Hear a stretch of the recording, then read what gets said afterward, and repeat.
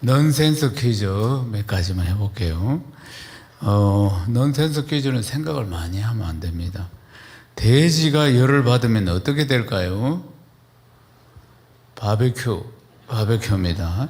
많이 맞을수록 좋은 것은 뭡니까? 많이 맞을수록 좋은 것은 시험 문제입니다. 시험 문제. 이제 쉬운 걸 좀 해볼게요. 오렌지 주스가 든 컵에 손 하나 안 대고 마시는 방법은 뭘까요? 예, 빨대로 마시면 됩니다. 아주 쉬운 겁니다. 이거는 뭐 대한민국 사람이 다 아는 거. 마지막에 인삼은 6년근일 때 캐는 게 제일 좋습니다. 산삼은 언제 캐는 게 제일 좋습니까? 보는 적시 캐는 거라. 좀 수준이 있는 이야기를 한번 해볼게요. 한 농부가 있었는데 농부가 제초제를 먹고 죽었습니다. 제초제. 그 제초제를 먹으면 안 되는데 제초제는 독성이 있잖아요. 그 제초제를 먹고 근데 이 제초제를 막 웃으면서 먹으면서 죽었다 그 말. 그래서 이 사망 원인이 뭔가, 왜 제초제를 먹었는가 보니까 제초제 표지에는 큰 글씨로 danger, D-A-N-G-E-R, 잘 기억하십시오. danger라고 딱 적혀 있는데 이게 위험이라는 뜻입니다. 그런데 이 농부가 어떻게 읽었냐면 단거로 읽었다 이 말. 수준이 있어야 웃을 수 있는 겁니다.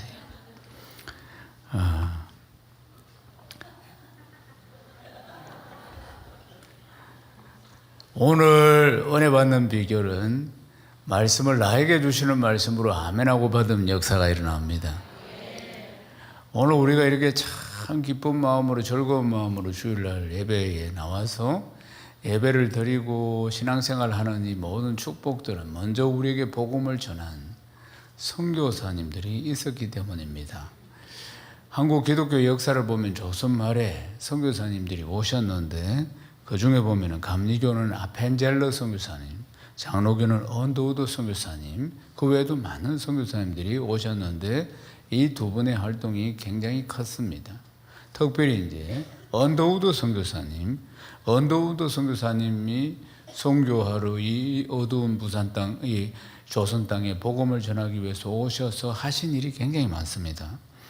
이제 그러니까 우리나라는 괴화기에 들어갈 때 아닙니까? 조선말에 참 어두울 때 신문명을 받아들이는, 그러면서도 뭐 폐쇄도 하고 뭐 핍박도 하고, 토마스 선교사님은 대동강에서 복음 들고 와서 바로 선교를 당하고 이런 일들이 일어나고 있습니다. 근데 언더우드 선교사님이 오셔가지고 YMCA 기독교 청년회를 세웁니다. 그리고 또 대학교도 세우고, 그리고 연희전문학교 이런 학교들도 세우시고, 그러니까 이 괴하기에 종교 기독교만 전하는 게 아니고 정치, 교육, 문화 모든 분야에서 지대한 공헌을 한 분이 언더우드 선교사님입니다. 그래서 우리 민족에게는 참 굉장히 도움을 많이 주신 분이 바로 이분이라고 할 수 있습니다. 6년의 사역을 마치고 나서 이제 안식년이 되어서 미국 본국으로 돌아가서 1년 동안 지내실 때 이분이 안식년은 이제 한 번 텀을 이제 마치고 가서 이제 마무리를 하고 쉬고 재충전해서 다시 이제 돌아오게 되는 건데, 이분은 가셔가지고 미국 전역을 돌면서 한국 선교, 조선 선교를 같이 할 일꾼들을 막 찾았던 것입니다. 그렇게 해서 이제 선교 팀들이, 일꾼들이 구성이 되는데, 미국 남장로 선교회부에서 이제 데이트, 레이놀즈, 정킨 이렇게 이제 한국 선교사로 파송을 합니다. 이때 파송을 할 때 이제 남성이죠. 3명만 이제 파송된 게 아니고 이제 여성이 4명이 같이 있습니다. 7인이 한 팀이 됩니다.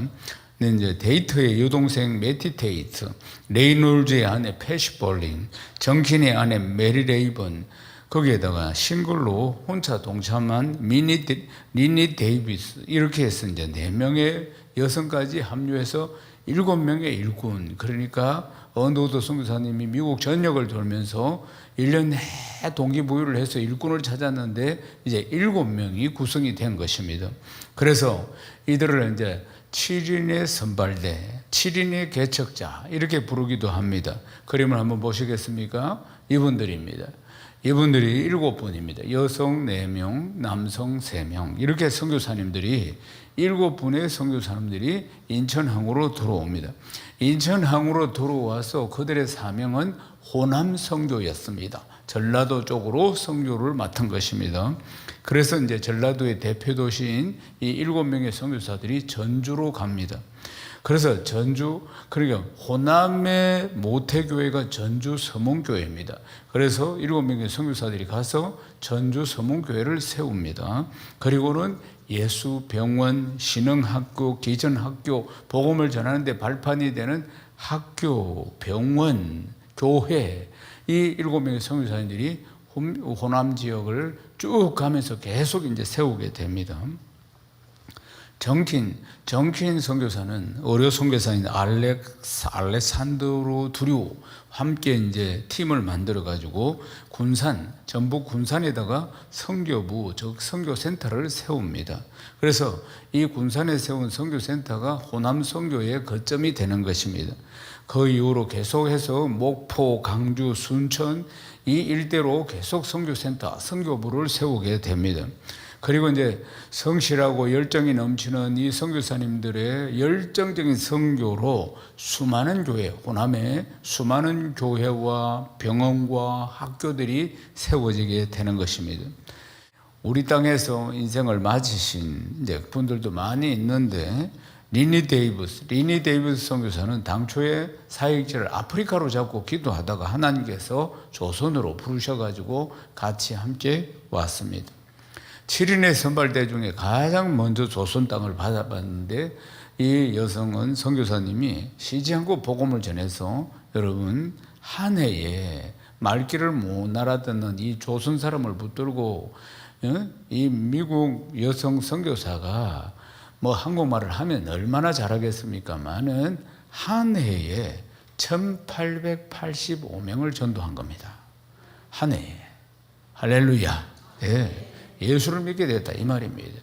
1885명을 전도하는 기록을 남겼습니다. 365일입니다, 여러분. 그러면은 1885명을 예수 믿게 하려면은 얼마나 하루에 몇 명이나 복음을 전해야 하는 건가 하는 것을 생각해 보시면 얼마나 열정적으로 복음을 전했는가.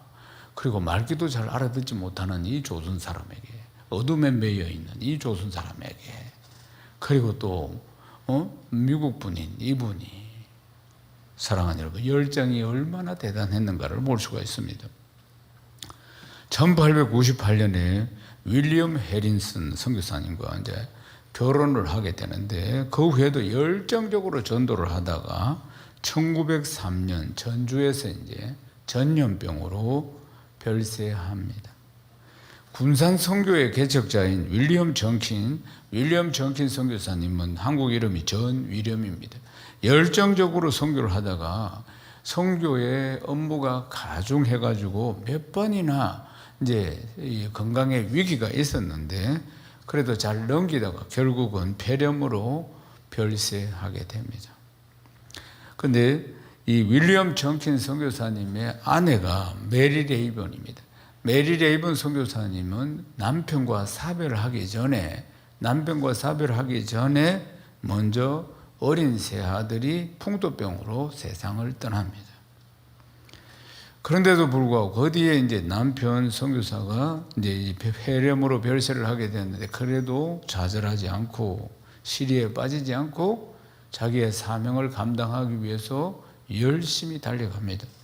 그래서 군산에 맨볼든 여학교를 세웠는데 이 맨볼든 여학교가 바로 현재 영광여고입니다.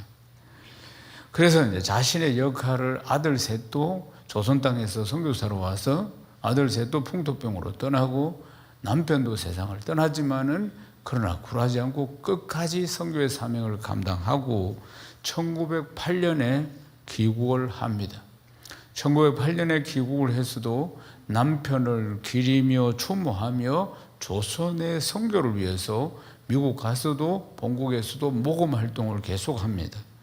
그래서 그 당시에는 교회가 새벽 4시에 종을 쳤습니다. 새벽 종, 교회들마다 종이 있었는데, 그래서 이제 귀국해서 선교 헌금을 이제 이렇게 후원을 받아서 전주 서문교회에 종탑을 세웁니다. 전주 서문교회 그 유명한 커다란 종탑을 세워서 기정을 하게 됩니다. 그래서 지금도 그게 남아 있습니다. 사랑하는 여러분, 우리 대한민국의 복음화율이 제일 높은 쪽이 어디입니까? 전북입니다. 전라북도가 제일 복음화율이 높습니다. 전북은 이렇게 복음화율이 거의 전북은 27% 이렇게 됩니다. 그리고 또 그 중에서도 익산은 복음화율이 한 32%, 이전에는 한 40%까지 갔습니다. 익산 전체가 예수를 믿는 도시가 되었습니다. 이전에는. 그러니까 저는 이제 두 날개 사역을 하면서 전국을 돌아보면 확실히 호남 쪽이 훨씬 뜨겁습니다. 예수를 믿는 열정이 대단합니다. 이 경상도 쪽하고 상당한 차이가 납니다. 많이 체감 온도가 차이가 납니다. 그래서 이 교회를, 풍성한 교회를 절로 옮겨야 안 되겠나. 아멘 안 하기만 하면 내가 옮겨보려고 그런 생각을 해요. 그런데 아멘을 열심히 하는 바람에 우스갯소리입니다만은 지금도 역시 열정이 남다르다고 볼 수 있습니다. 예수를 믿는 열정이 남다릅니다. 보면은 모임도 남다릅니다. 확실히 차이가 납니다. 내동 모임을 해도 마찬가지입니다. 아주 열정적이고 참 순수하다 하는 것을 볼 수가 있습니다. 그것은 이 7분의 선교사님들, 이 7분의 일꾼들이 와서 언더우드 선교사님이 1년 동안 일꾼을 찾아가지고, 그래서 이 7분의 일꾼들이 와서 호남 지역으로 파송이 되면서 이런 일들이 일어나게 된 것입니다. 사랑하는 여러분, 참 일꾼이 중요한 것입니다. 기라성 같은 언더우드 선교사님이지만 선교사님이 혼자서 사역을 할 수가 없으니까, 그러니까 1년 동안의 안식년을 보내면서 이렇게 일꾼을 찾아서 7명의 일꾼을 데리고 와서 이 조선 땅에 이런 놀라운 역사들이 한국 땅에 일어나게 되었다는 것입니다.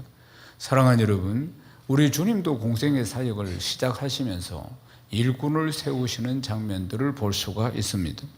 지금 우리가 마가복음 강해 시리즈 설교를 듣고 있는데 큰 주제가 갈릴리 바닷가에서라는 주제입니다. 예수님이 공생의 사역을 3년 반 동안 하시면서 주로 어디를 중심으로 해서 사역을 하셨느냐 하면은 갈릴리 바닷가를 주변을 돌시면서 그렇게 사역을 하셨기 때문에 그렇습니다. 예수님이 공생의 사역을 이제 시작하실 때 보면은 세례 요한으로부터 물세례를 받습니다. 그때 이제 물세례를 받을 때 성령이 비둘기처럼 임하고 성부 하나님의 음성이 들려옵니다. 너는 내 사랑하는 아들이라 내가 너를 기뻐하노라. 이제 삼위일체 하나님이십니다. 성자 예수님, 그리고 성령, 비둘기같이 성령이 임하시고 성부 하나님의 음성이 들려오시고, 그리고 나서 주님은 40일 동안 광야에 가서 금식하며 기도하십니다. 사단의 유혹을 물리치시고 그 다음부터 이제 사역을 본격적으로 이제 시작을 하십니다. 마가복음 1장 14절에서 15절 말씀을 읽겠습니다. 요한이 잡힌 후 예수께서 갈릴리에 오셔서 하나님의 복음을 전파하며 이르되 때가 찼고 하나님 나라가 가까이 왔으니 회개하고 복음을 믿으라 하시더라. 아멘. 세례 요한은 이제 잡혀가고, 그리고 나서 이제 예수님이 이제 공생의 사역을 시작하시면서 복음을 전파합니다. 복음을 전파하면서 하나님 나라가 가깝다, 회개하고 복음을 믿으라, 이렇게 이제 전파를 하십니다. 그리고 나서 예수님이 이제 공생의 사역을 시작하시면서 첫 번째 행적이 뭐냐? 그건 제자들을 부르시는 것입니다. 마가복음 1장 16절에서 17절 읽겠습니다. 갈릴리 해변으로 지나가시다가 시몬과 바다에 그물을 던지는 그들은 어부라. 나를 따라오라. 내가 너희로 사람 낚는 어부가 되게 하리라 하시니. 아멘. 이제 예수님 마가복음을 쭉 보면, 사복음서를 보면은 갈릴리를 중심으로 해서 1차 사역, 또 2차 사역, 3차 사역 이렇게 나누어집니다. 예수님께서 일에 한번 사역을 쭉 하시고 그 다음 정리하시고 또 하시고 이렇게 하시는 장면들을 볼 수가 있습니다. 그래서 지금 이 말씀은 1차 사역, 갈릴리 1차 사역이다. 신학적으로는 이렇게 이름을 붙입니다. 근데 갈릴리 1차 사역을 시작하실 때 제일 먼저 하시는 일이 예수님이 제자들을 삼으시는, 일꾼들을 부르시는 장면인 것입니다. 제일 먼저 이제 시몬과 그 형제 안드레를 부르십니다. 시몬은 누굽니까? 베드로입니다. 안드레와는 형제인데 그들이 그때 고기 잡고 있었습니다. 그래서 이제 그런데 주님이 부르셨습니다. 그들을 부르셔가지고 이제 너희들을 사람 낚는 어부가 되게 하리라 하니까 배와 그물을 버려두고 주님을 따라 나선 모습을 볼 수가 있습니다. 더 가시다가 그 다음 세베대의 아들 야고보 요한을 딱 봅니다. 세베대는 야고보 요한의 아버지고, 그리고 고기는 혼자서 못 잡으니까 여러 사람이 그물을 던지면서 잡으니까 품꾼들이 있습니다. 품꾼. 그러니까 세베대, 아버지 이름 세베대, 그리고 품꾼들, 같이 고기 잡는 품꾼들, 그 다음에 야고보 요한. 야고보 요한은 세베대의 아들이고 그러면 형제겠죠. 그런데 그렇게 지금 하고 있는 중에 있는 세베대의 아들 야고보 요한을 주님이 제자로 부르십니다. 그러니까 야고보와 요한은 누구냐면은 사도 요한입니다. 요한복음을 기록한, 요한 1, 2, 3서를 기록한, 밤모섬의 유배를 간 제일 제자들 중에서는 오래 사신 분, 사도 요한, 나이가 제일 어린, 주님께로부터 제일 또 사랑을 많이 받은 사도 요한이, 야고보와 요한은 형제인 것입니다. 그런데 이제 주님이 지금 현장에서 일을 하고 있는데 부르십니다. 사람 낚는 어부가 되게 하리라. 그러니까 야고보 요한이 아버지와 품꾼을 뒤로 하고 배와 그물을 뒤로 하고 지금 주님을 따라 나선 것입니다. 그래서 주님이 4명을 부르신 것입니다. 4명을 부르셔가지고, 그래서 4명을 부르셔가지고 가르치고 전도하고 치유하시는 예수님의 사역을 진행하시는 것입니다. 마가복음 3장 6절에서 7절을 또 읽어보겠습니다. 바리새인들이 나가서 곧 헤롯 왕과 함께 어떻게 하여 예수를 죽일까 의논하니 예수께서 제자들과 함께 바다로 물러가시니 갈릴리에 큰 무리가 따르며. 아멘. 예수님이 가시는 곳마다 표적과 기사를 보이니까, 그러니까 사람들이, 무리들이 예수님을 추종하면서 많이 이렇게 따라오게 된 겁니다. 그러니까 바리새인 기득권자들, 그리고 또 헤롯 당들, 헤롯은 정치적으로 헤롯이 왕이니까 무리들이 왕을 따라야 되는데 예수님을 따르고, 그리고 예수님의 가르침이 바리새인들 자기들과 가르친 거는 다르니까, 혹시 그러니까 종교적으로 굉장히 그들의 기득권에 위험이 올 수도 있으니까, 사람이 추종하면 따르니까 정치적으로도 위험할 수가 있으니까, 그러니까 바리새인들이 옆으로 붙었습니다. 그리고 헤롯 당원들이 붙었습니다. 거기서 사람을 보낸 겁니다. 말하자면은. 그래서 바리새인들이 나가서 헤롯 당원과 함께 하여서 어떻게 하면 예수를 죽일까 벌써부터 시작됐습니다. 제거를 해야겠다 이 말이지. 무리들이 따르니까 이거 제거를 해야 된다, 세력이 생기니까 말입니다. 그러니까 예수님이 이걸 딱 본 겁니다. 1차로 사역을 딱 하시고 나서 많은 표적과 기사들이 막 일어나고, 그러니까 이들이 아주 이제 예수님을 제거하려고 하는 그런 것들이 이제 느껴지니까 예수님께서, 그러니까 충돌을 피하기 위해서, 그래서 잠시 한적한 바닷가로 다시 돌아가시는 장면들, 여기까지가 이제 1차 사역인 겁니다. 갈릴리 1차 사역입니다. 그래서 이제 이 대적자들, 바리새인들, 기득권자들과 그리고 정치, 그러니까 헤롯 당들, 이런 세력들을 피해서 한적한 바닷가로 가셨습니다. 그래서 1차 사역을 정리하시고 이제 곧 이제 2차 사역을 시작하시게 됩니다. 1차 사역에 보면 제자들을 몇 명 부르셨습니까? 4명을 부르셨습니다. 4명을. 이제 2차 사역을 본격적으로 하시면서 나머지 제자들까지 다 합해서 12명을 다 부르시게 됩니다. 그리고 다 부르시는 장면들이, 그렇게 사역을 하시는 장면들이 2차, 갈릴리 2차 사역이고 갈릴리 3차 사역이 있는데 3차 사역은 6장부터 시작됩니다. 3차 사역은 뭐냐? 예수님의 제자들을 파송하는 것입니다. 예수님의 제자들이 이제 직접 가서 이제 사역하는 장면들이 3차 사역이라고 할 수가 있겠습니다. 그래서 예수님이 그들을 이제 함께 계시면서 양육하고 그리고 사역하는 모습도 보여주시고 나서 이제 그들도 가서 그렇게 할 수 있도록 가르치는 것이죠. 사랑하는 여러분, 언더우드 선교사님이 6년 동안 한국에 와서 사역을 하시고 가장 많은 일들을 하시고 그리고는 본국으로 돌아가서 쉬시는 것이 아니고 일꾼을 찾았다는 것입니다. 그래서 일꾼을 찾아서 그 불같은 일꾼, 열정으로 불타는 일꾼 7을 얻어서 이렇게 와가지고 와서 이 호남 지역에 놀라운 일들을 일으킨 것처럼 일꾼이 참으로 중요한 것입니다. 이걸 제자 삼는 사역이라고 하는 것입니다. 사랑하는 여러분, 주님이 일꾼, 정말해서 제자, 이 일꾼 이꼬르 제자, 이 제자를 어떻게 세우셨는가? 마가복음 3장 13절을 읽겠습니다. 또 산에 오르사 자기가 원하는 자들을 부르시니 나온지라. 아멘. 어떤 사람을 찾았다고요? 주님이 원하시는 자. 주님이 원하시는 자. 그러니까 세상의 어떤 기준으로 주님이 부르신 것이 아니라 그 말입니다.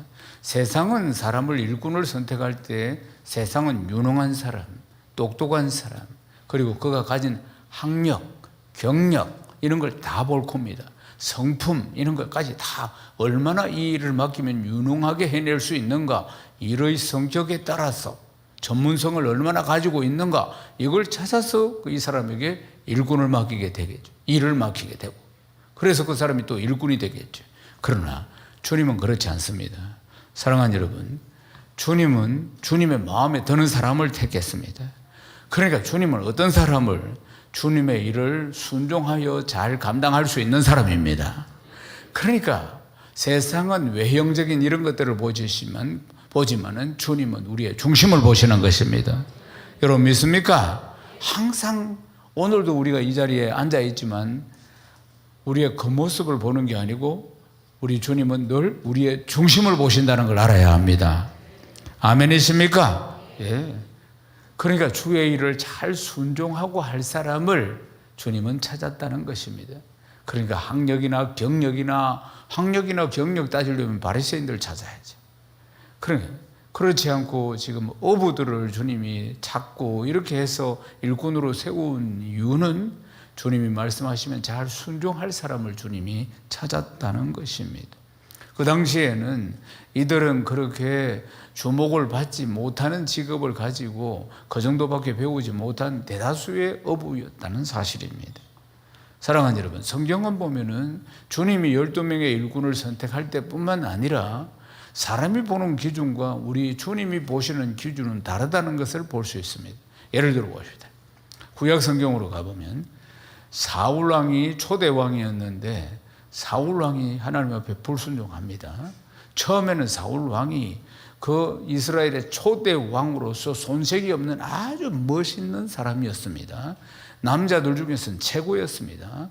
생긴 것도 그렇고 실력도 그렇고 최고였다 그 말입니다. 그런데 나중에 교만해가지고 그래서 이 타락을 하게 된 겁니다. 그러니까 이제 하나님께서 이제 왕을 폐위시키고 새로운 왕을 세우고자 합니다. 누구 중에? 이새의 아들 중에. 그래서 사무엘 선지자에게 이제 하나님 말씀하십니다. 그러니까 사울 왕을 폐위시키고 이제 이새의 아들 중에 세우리라. 그러니까 가서 이새의 아들에게 기름을 부어서 왕으로 세워라. 그렇게 합니다. 그래서 사무엘 선지자가 갑니다. 사무엘상 16장 7절 말씀 읽어보십시다. 여호와께서 사무엘에게 이르시되 그 용모와 키를 보지 말라. 내가 이미 그를 버렸노라. 내가 보는 것은 사람과 같지 아니 사람은 외모를 보거니와 나 여호와는 중심을 보느니라 하시더라. 그러니까 사울 왕을 버렸다 이 말입니다. 사울 왕을 버렸다. 이제 그랬다. 이새의 아들 중에 내가 다시 왕을 세울 것이니까 네가 가서 기름 부어라. 그래서 이제 이새에게 이야기해서 아들이 8이 있었어요. 그러니까 이새가 제일 첫 번째 아들을 탁 데리고 왔습니다. 이 아들입니까? 하면서 데리고 왔는데, 사무엘 선지자가 딱 보니까 야다. 딱 생각이 들었습니다. 경상도 말로 야고, 성경은 이렇게 우리는 야다. 요 딱 두 자만 되는데 성경은 이렇게 이야기합니다. 여호와의 기름 부으실 자가 과연 주님 앞에 있도다. 이렇게 설명하고 있습니다. 이게 우리말로 야다.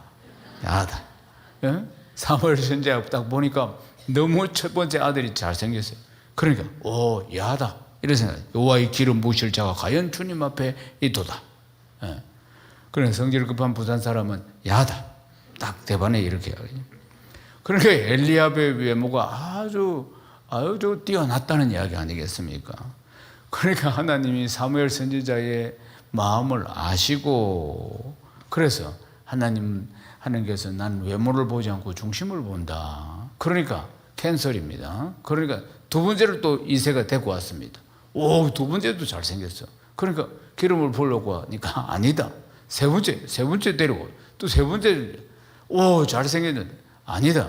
네 번째도 아니고 다섯 번째도 아니고 여섯 번째도 아니고 일곱 번째 아닌 거예요. 그래서 분명히 이새의 아들 중에 하나님 부으시겠다고 하셨는데 7명 다 봤는데 다 데리고 왔대. 7명 아들을 다 데리고 왔단 말이에요. 그래도 하나님 허락을 안 하시는 거예요. 그래서 아들 또 없나? 이러니까 이새가 막내가 있는데 지금 양치고 있습니다. 그러니까 많이 떨어졌다 이 말. 아예 안 데리고 온 이유는 그 아들 이름이 뭡니까? 다윗입니다. 다윗. 형들보다 용모가 떨어졌다는 이야기입니다. 그러니까 이새는 아예 요 안에 넣지도 않았다 이 말이에요. 데리고 올 생각도 안 했다는 이야기입니다. 사랑하는 여러분, 양치고 있는 다윗 데리고 오느라 아들 다 데리고 왔나니까 아니 하나 있습니다. 저 양치고 있는데 데리고 오느라, 그러니까 원래 생각도 없었는데 이새가 막내를 데리고 옵니다. 다윗을. 그러니까 하나님께서 기다.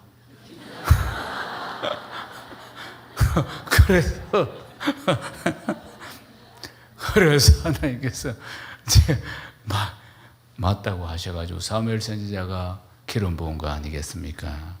사랑하는 여러분, 중심을 보십니다.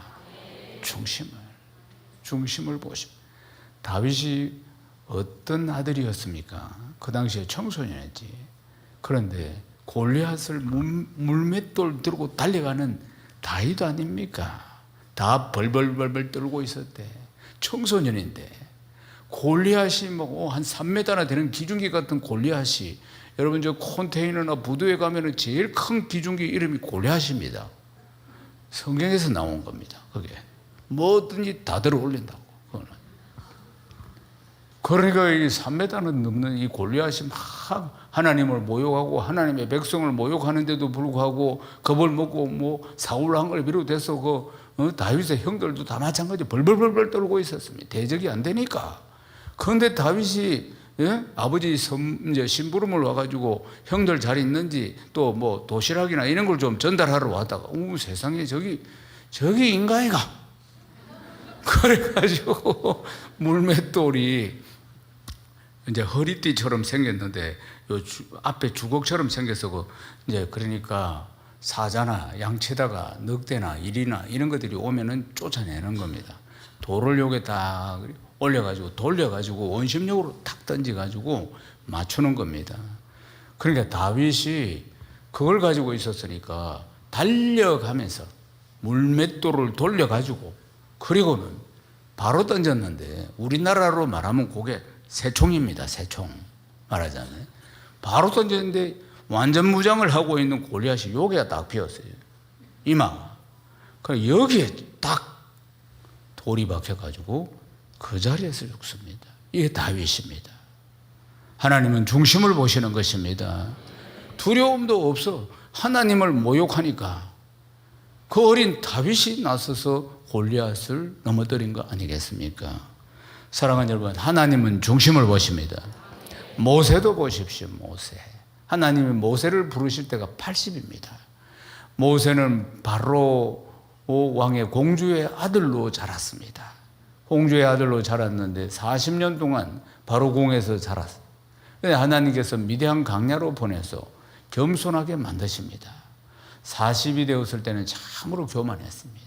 뛰어났기 때문에.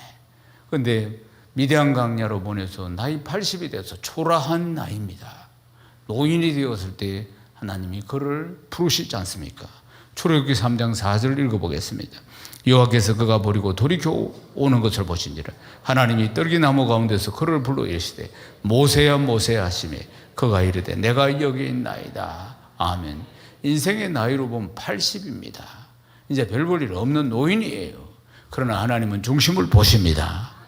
아멘이십니까?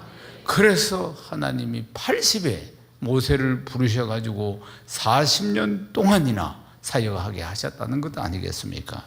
사랑하는 여러분, 언제나 중심을 보신다는 걸 기억해야 합니다. 그 중심에 믿음이 있는가 없는가 이걸 보신다 그 말입니다. 실력이 있는가 없는가 이걸 보시는 것이 아니고 나를 얼마나 의지하고 나를 얼마나 믿는가 이 믿음을 본다는 사실입니다. 마가복음 3장 14절에서 15절을 읽겠습니다. 이에 12를 세우셨으니 이는 자기와 함께 있게 하시고 또 보내사 전도도 하며 귀신을 내쫓는 권능도 가지게 하려 하심이리라. 아멘. 이 말씀에 보면 12명을 다 부르시고 첫 번째는 주님과 함께 있게 하고, 그러니까 함께 동거하면서 주님이 양육하셨다는 겁니다. 보여주시면서, 삶으로 보여주시면서, 사역을 보여주시면서 그렇게 양육하신 것이고, 그 다음 12를 따로 세운 이유는 전도하기 위함임을 볼 수가 있습니다. 복음을 전하기 위해서 그들을 파송하시는 장면들을 볼 수 있습니다.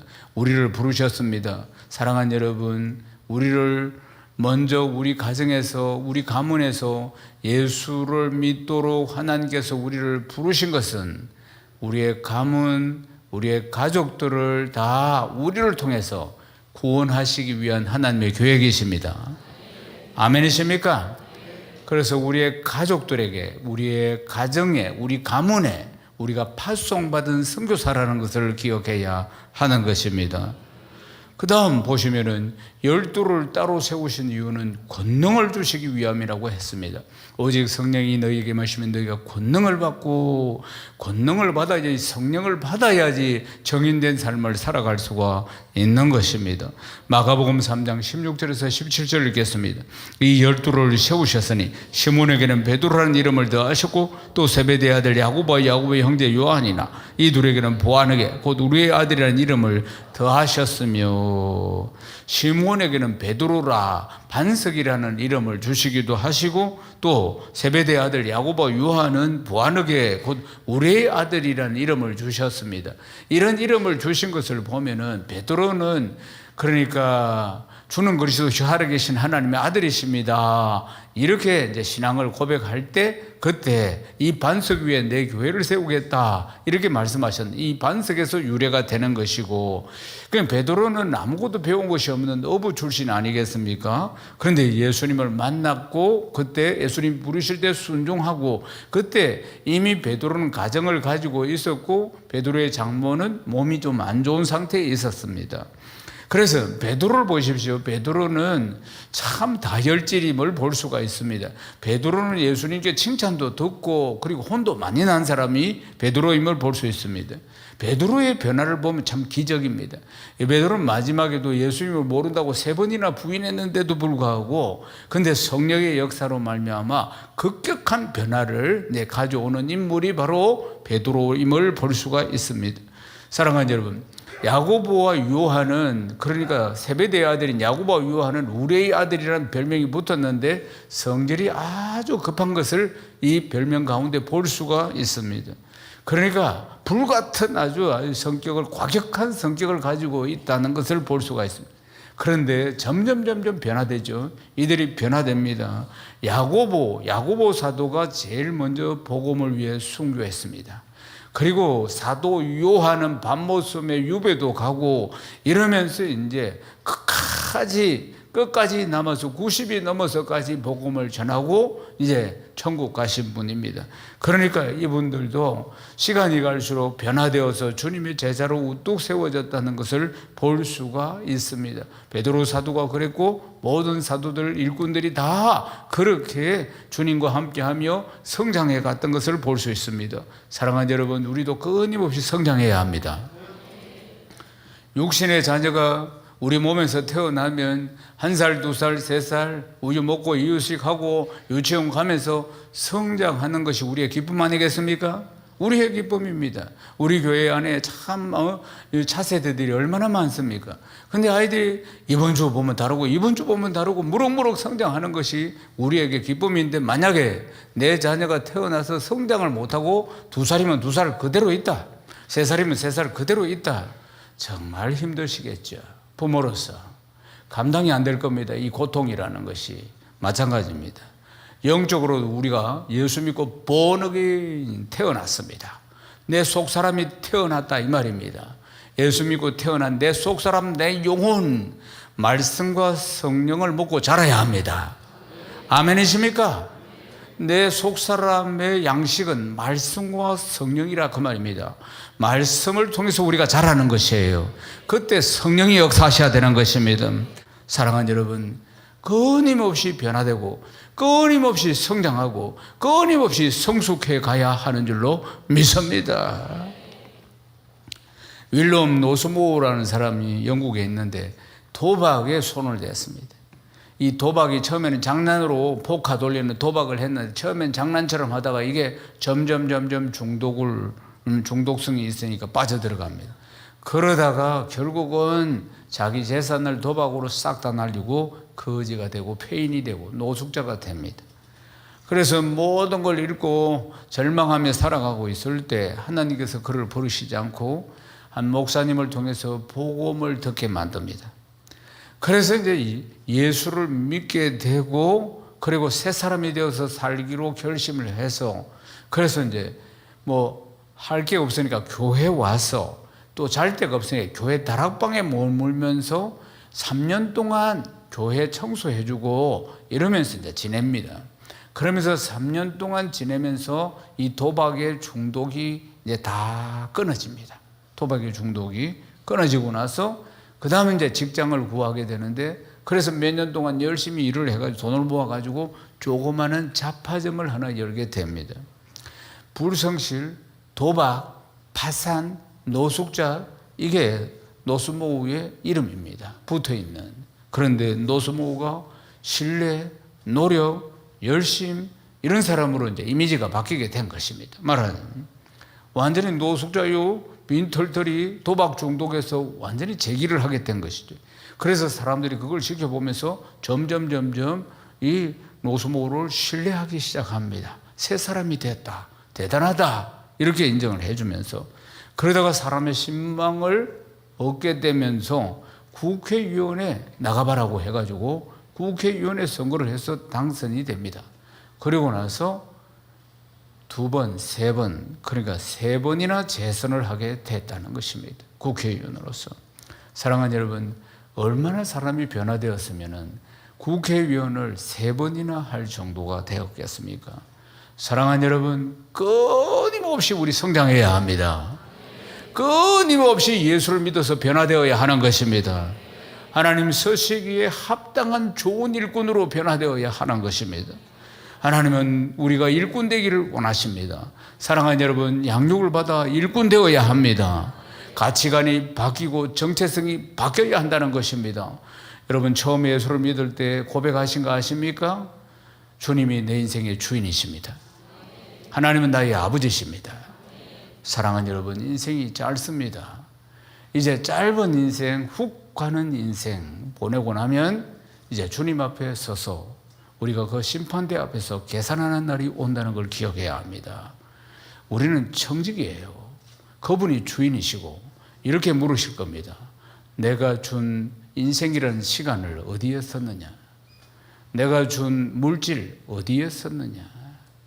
내가 준 건강 어디에 썼느냐? 내가 너에게 준 인생을 어디에 썼느냐? 계산하는 날이 옵니다. 기억해야 합니다. 우리는 복의 통로이고 우리는 청지기인 것입니다. 사랑하는 여러분, 하나님 나라의 일꾼이 되어야 합니다. 주신 물질로, 주신 건강으로, 주신 시간을 가지고, 주신 자녀와 주신 가정을 가지고 하나님 나라를 회복해가는 일, 몸된 교회를 든든히 세워가는 일들, 일꾼들을 내 얻기 위해 세우는 일들, 이것이 제자 삼는 일이고 주님이 우리에게 가르쳐 주신 것입니다.